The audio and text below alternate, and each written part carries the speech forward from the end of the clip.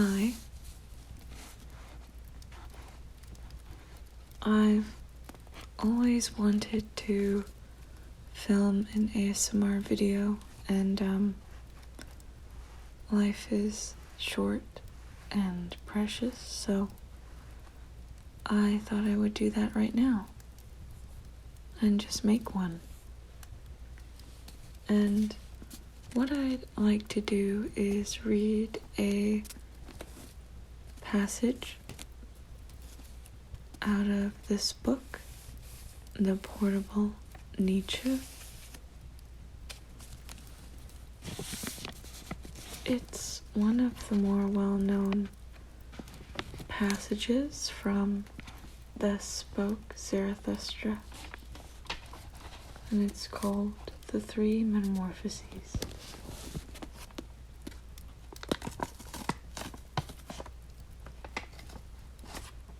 I have it bookmarked. So,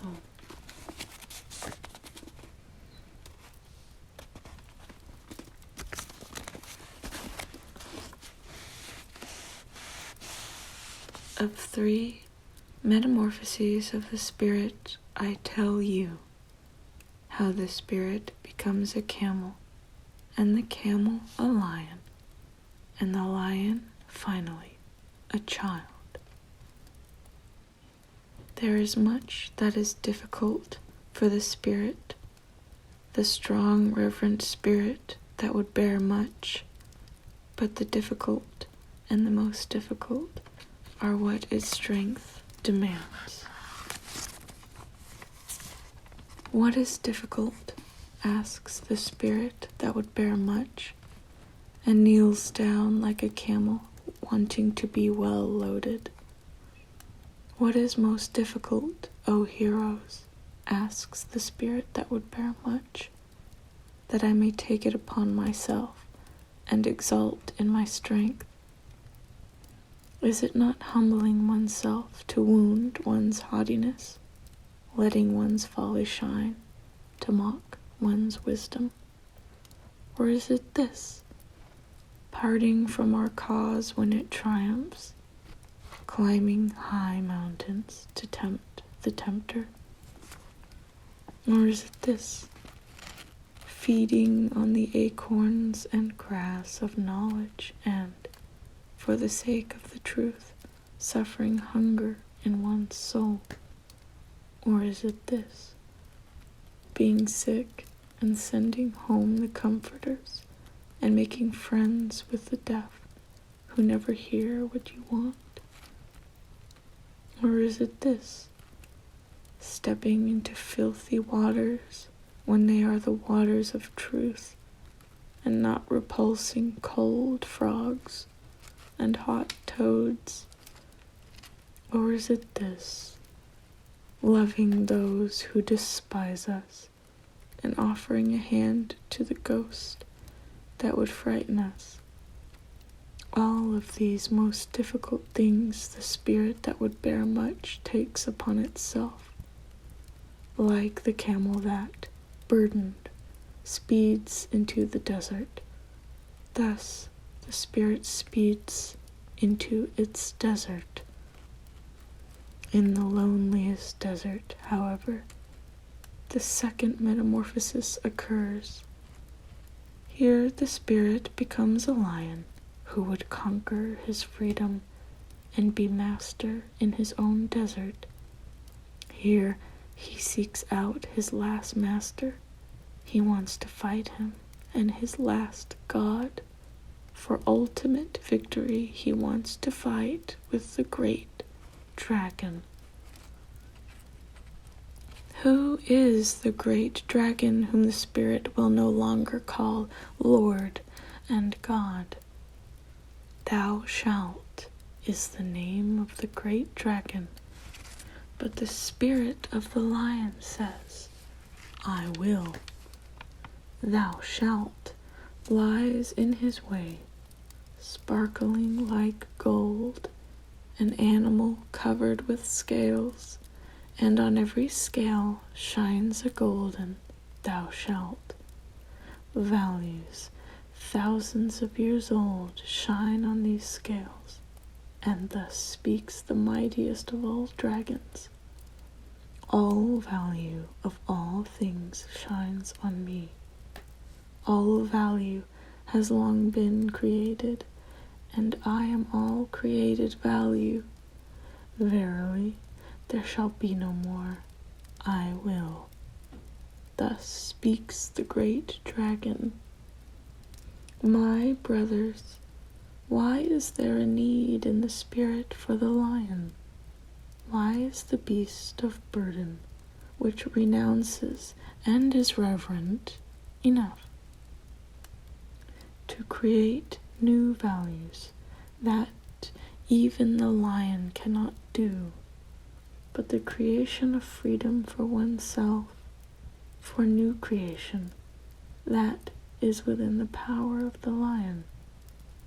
The creation of freedom for oneself and a sacred no, even to duty. For that, my brothers, the lion is needed. To assume the right to new values, that is the most terrifying assumption for a reverent spirit that would bear much. Verily, to him it is praying, and a matter for a beast of prey.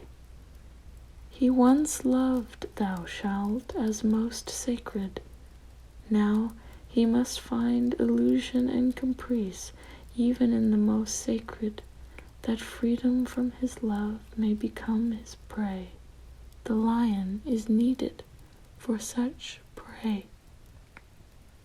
But say, my brothers, what can the child do that even the lion could not do? Why must the praying lion still become a child?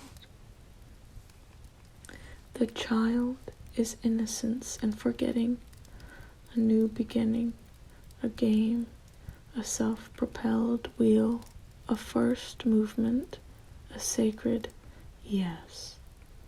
For the game of creation, my brothers, a sacred yes is needed. The spirit now wills his own will, and he who had been lost to the world now conquers his own world. Of 3 metamorphoses of the spirit I have told you, how the spirit became a camel, and the camel a lion, and the lion finally a child.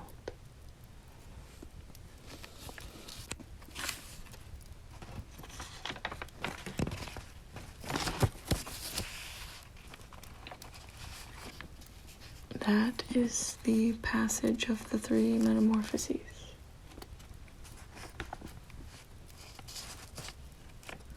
I find it to be a very inspiring story. I even have a tattoo inspired by this passage, which got me through a lot of painful times in my early young adulthood when I was leaving adolescence and discovering for the first time how painful life can be and how necessary it is. I read this right before I read another book called The Courage to Be by Paul Tillich.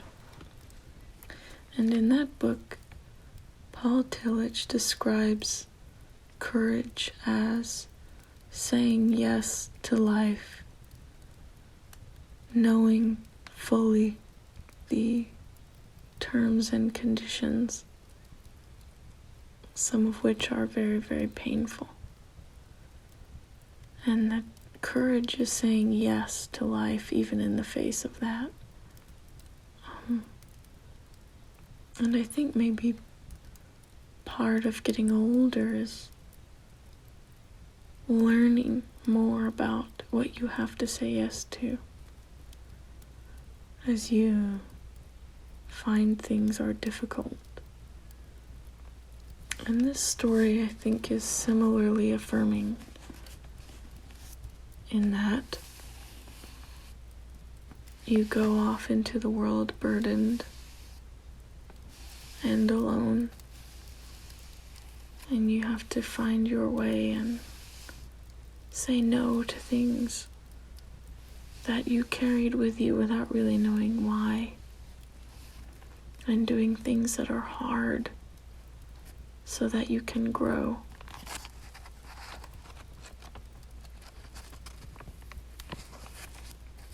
I find it to be a very simple idea, but